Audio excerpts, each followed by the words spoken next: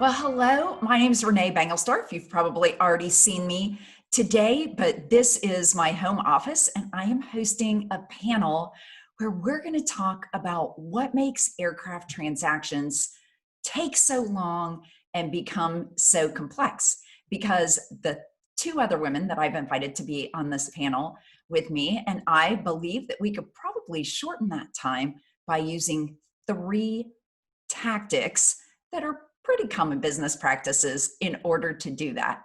So I'd love to introduce my panelists today. Debbie Mercer Irwin is a longtime friend of mine. She and I have been in the industry about the same amount of time, 18 years. And Debbie is the founder and owner of Wright Brothers Aircraft Title, which handles escrow and title. And she also for about the past 7 or 8 years, has owned Aircraft Guaranteed Trust. I probably butchered the name of that, Debbie, and you can, okay. you can say exactly what it is. I know Wright Brothers like the back of my hand, but Debbie does not just escrow transactions, but she also sets up trusts so that aircraft owners around the world can keep their aircraft registered on the US registry, which normally requires you to be a US citizen. So there are lots of reasons to do that. We won't get into that today, but Debbie handles transactions around the world in both capacities. And then I've also invited Emily Helling-Grattan to join us today. Emily is based in Sweden, and she works as an attorney in commercial law. She's done everything from trademark and patent law to commercial contracts. She even had a stint as an attorney for the Atlanta Falcons football team here in the US. And now she handles, she's general counsel for a digital payment company. And I am so excited to have Emily's perspective on this, on how we can push the envelope a little bit with aircraft sales. So ladies, welcome. Thank you, Renee. Wonderful. Okay, Debbie, so I want to start with you. I want you to tell us the name of your trust company accurately, please. Corporation, and we're the second largest trust company in the world. We may be moving towards the top. And we've been in business for about 31 years now. So I acquired that company about 8 years ago, like you said. It's a great company, and we enjoy what we do there. Wonderful. Emily, tell me how you went from the Atlanta Falcons all the way to being general counsel for a company that does digital payments. That's a strange leap there from sports to digital payments. Yeah, well, I wasn't actually working as an attorney for the Falcons. I was quite a sports fan when I was younger. That was part of what attracted me about the United States, where sports is so closely connected to your school systems as opposed to Sweden. So I just managed to take the opportunity when I was over there getting my master's degree in law to get an internship with the Falcons to just work with. I mean, I was more part of the marketing division there, but also helping them look at contracts, but not at a very high level. So I was mainly there for the for my sports interests. So you for the free football tickets? Pretty much, yeah. Attend the games, but I mean, we often work the games too. So maybe not quite in peace and quiet, just enjoying the game, but working hard with the commercial aspects there. So, but it was a lot of fun. It was a good side gig to my studies, where I was specializing in certain areas of law during 1 year at the University of Georgia. Wonderful. Well, let's get to the point here. We could talk about sports all day, especially since all of us are missing those right now. But really, we're going to talk about aircraft transactions today. So I found in 18 years of doing this that aircraft transactions are getting more complicated, taking longer to close, and they have more layers than ever before. In the meantime, other industries are streamlining their sales, giving unprecedented access to back-end systems and reducing the time from inception to close. And while international law and the complexities of airworthiness directives will never make that submit order button touchless in our industry, there are best practices that we could adopt as an industry to make everyone's experience better. And I'd love, Debbie, so we can dig right into the aircraft transactions. What are some of the things that make aircraft transactions complicated? They can be simply putting together an aircraft purchase agreement. A lot of times we'll get a transaction that's just at LOI, and then there'll be a big lag between the LOI and getting that aircraft purchase agreement. And a lot of times we may not get that till the day before closing. That can really cause havoc on an escrow agent because we really need time to study that agreement to make sure that everything is followed properly. So I see lag there, and then maybe during the pre-buy and the inspection, items will be found. On other transactions, they can go from LOI to the aircraft purchase agreement and close in a matter of days. It just depends if the aircraft is ready and the buyer has his funds in place. Another thing that can come up is that the buyer decides to do financing in the 19th hour. Well, that doesn't work out so well because it takes more than just getting financing overnight. So that can also drag a transaction to a slow halt. Tell me about that, because I think that's probably something that people don't understand or don't know about aircraft transactions, is how long it takes to get that financing. If I want to close on a house, it's much quicker sometimes than closing on an airplane, even though they could be comparable in price. Why does the bank drag that out so long? It may be all the appraisals and inspections of the aircraft that make a difference. The financing side of it could take time because of KYC policies, and a lot of times a buyer will put his personal funds into the deposit, and then he'll set up a company to own and operate the aircraft, which can cause a delay setting up a new company. And then vetting that company. There's a lot of things that go into financing an aircraft that they have to know who their parties are and get everything financially in order. Well, I think one of the things that I see in that, and you and I have worked on a couple of these deals where there's an LLC that owns a limited company that owns a shell company in the Bahamas that's owned by the person who doesn't want anyone to be able to take his aircraft away. And that definitely adds layers of complexity to financing and to the know your customer protocols that we have to follow. There has to be true transparency, and we all have to be able to see that.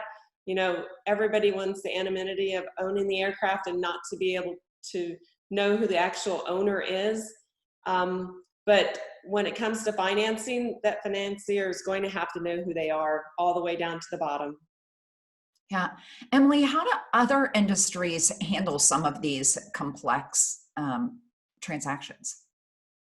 Well, I mean, I do think that other industries can struggle with this as well, especially when there's not a straightforward just purchase and delivery and exchange of sort of the compensation for that. And then when you add to it, like, it can be an international transaction. I think that definitely adds to the complexity. From my perspective, what I've seen in the industries that I've worked in, and very much in the software related industries, it's often handled just by trying to find sort of a business practice and standards that you can apply globally, I would say. Because otherwise, a big issue that I find is that every region and every business will try to sort of overcomplicate things and think that it's so complex and needs to be handled specifically a certain way.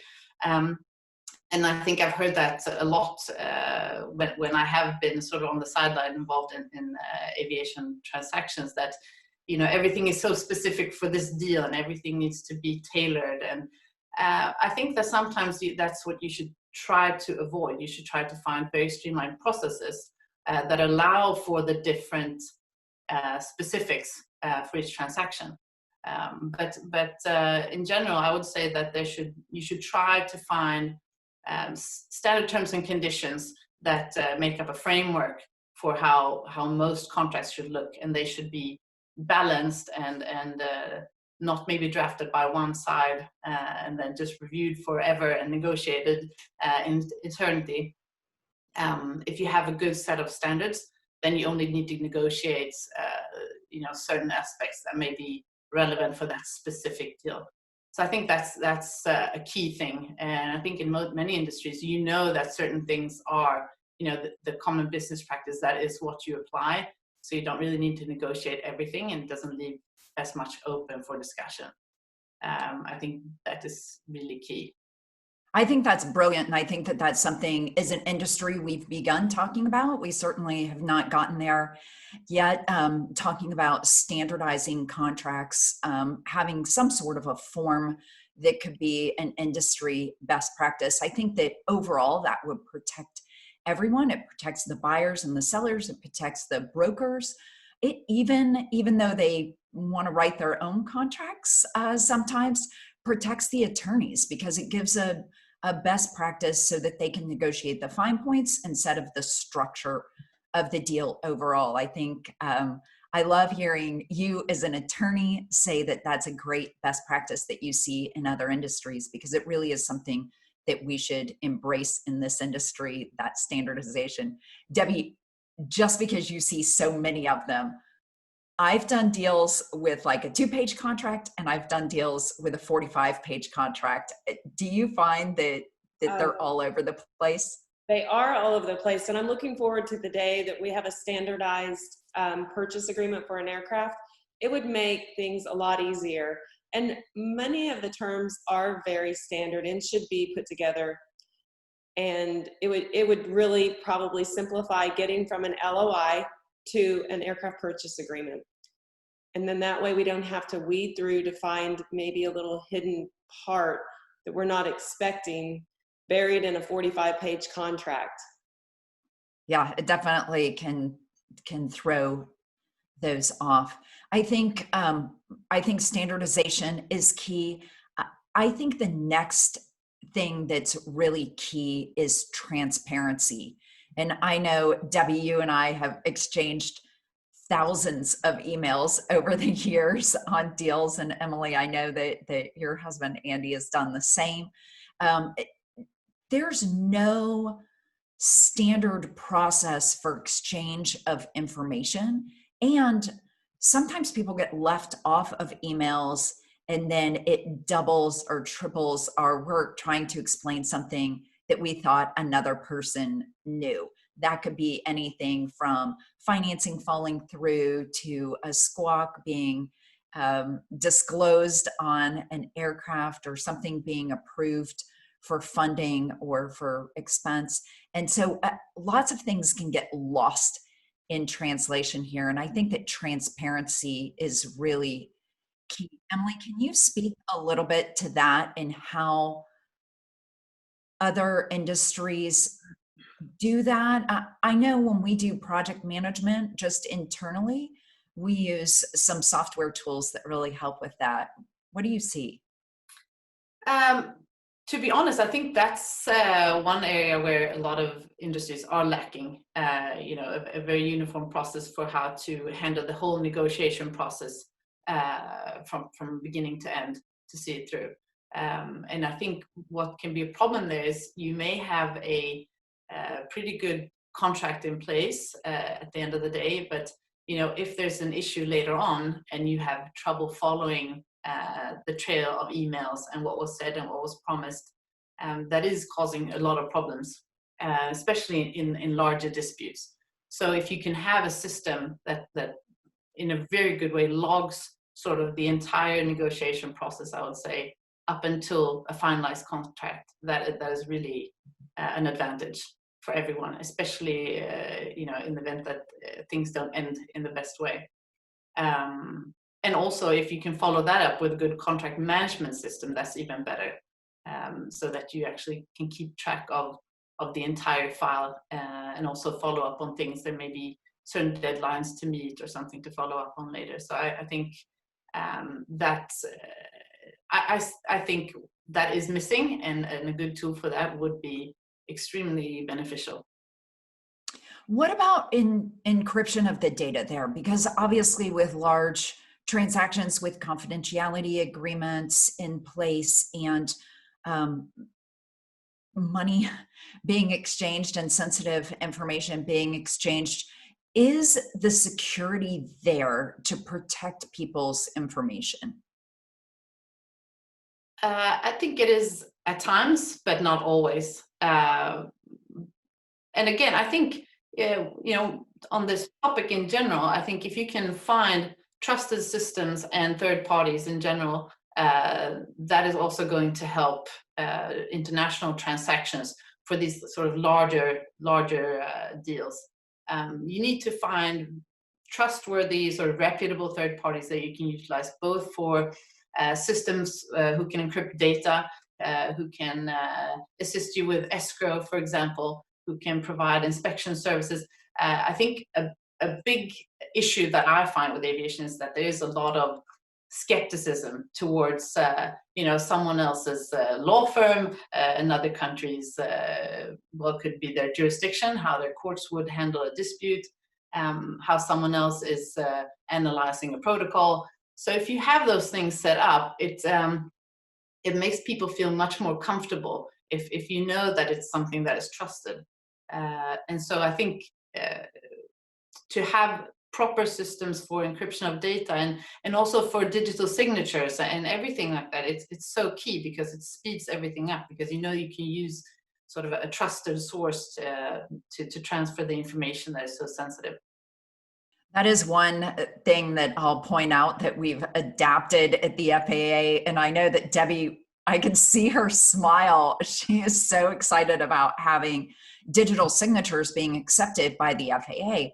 And with COVID and some of the changes in the transactions and how documents are exchanged at the FAA, we saw a big shift from banks finally accepting digital signatures on documents as well. And I think that's made a big difference in the ability of people to conclude transactions quickly. You don't have to have a pink slip sent back to the airplane to be able to fly it, as we did just 3 years ago. Debbie, do you want to speak a little bit more to that process and how that came about? Yeah, that was very exciting. And I believe it was on April Fool's Day. So I didn't really believe it. It was. The FAA put it out on April Fool's Day that we would now be able to accept electronic signatures. And I was just like, my life is going to change dramatically. I'm so happy, yet I'm so scared, because our buyers and our sellers will expect us to perform miracles, because we can sign all the documents up electronically and we can close today. And I'm going to say there's really something that needs to be done at the beginning of your transaction. You need to get your title searches and your IR searches going. You can find something from many years ago that could take some time to work out. And even with electronic signatures, I mean, that's great, because a lot of times we can get maybe an old lien holder to sign it up really quick, but you've got to get those searches done. We've got to see the history of that aircraft and what's happened before we can use those electronic documents to make the deal go fast, because you want to make sure you're getting free and clear title to your airplane. So that's really important. And you can't just do an aircraft title search in 5 minutes. It takes time. Well, one thing that I thought was really interesting with the changes in the window at the FAA for filing closings and registering aircraft is that when they first began to accept digital signature documents, they insisted that the documents not be more than 20 pages. Can you talk about that a little bit with what happened with security documents on that? Yeah, they weren't going to accept large filing documents. And I think it was just with the manpower being able to get everything scanned in and just too much information being sent electronically to them. And they set up bins in the lobby that we would have to put the packets. And when I would do trust filings, which we do those all day long, those are large filings. There's a lot of documents in a trust filing. So, but eventually they saw that they could handle the load. It was a big change for everybody, and it came overnight. Nobody knew what to expect or how to make it happen. But I'll have to say that it has been just fine. We've gotten through it, and I'm so glad that things are on the upturn, and we're all looking forward to everybody being back out at the FAA working. My office didn't miss a day because of COVID, and it's because of electronic signatures and computers and technology that has made a big difference.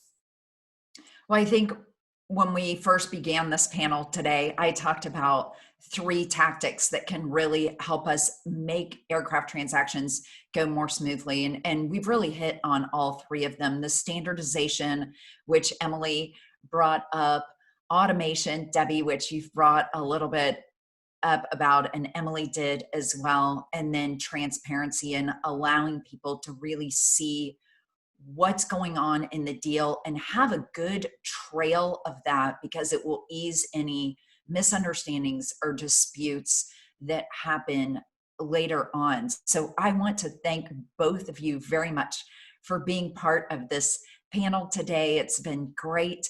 There actually is a tie between the 3 of us, and that we're all working at some level with a software company that's trying to create some of these solutions called Wingform. But I really want you in the audience to tell us your thoughts on this. I would love to know what you're using, what you're doing to make aircraft transactions easier. What are your ideas for improvement? How else can we work together to make this industry better, more efficient, and more exciting, especially from a technology standpoint? Because there are some things that we could do to push the envelope and make aircraft ownership easier and better for everyone. So I invite your comments. You can make those. You can come chat in Charlie Bravo Aviation's booth. I'll be there. Some of our staff will be there, and we can chat about how we can make aircraft transactions better and easier. Emily, Debbie, any parting words? No, thank you. It's just been a lot of fun to talk about what's new, what maybe can be better, and aviation is great, and I'm happy to be here. Emily, are we going to be able to pull you over to the dark side, or are you going to go from payment processing and digital payments into aviation anytime soon? I think I'll be more and more involved over the time. I mean, I'm super excited to see where Wingform can move from where we are now and going forward. So I'd love to be part of that even more so going forward. So you'll see more of me. Great. Well, you have the perfect backdrop for it. Yeah, that's pretty fitting, right? Absolutely. All right. Thanks, everyone. Thank you. Bye-bye.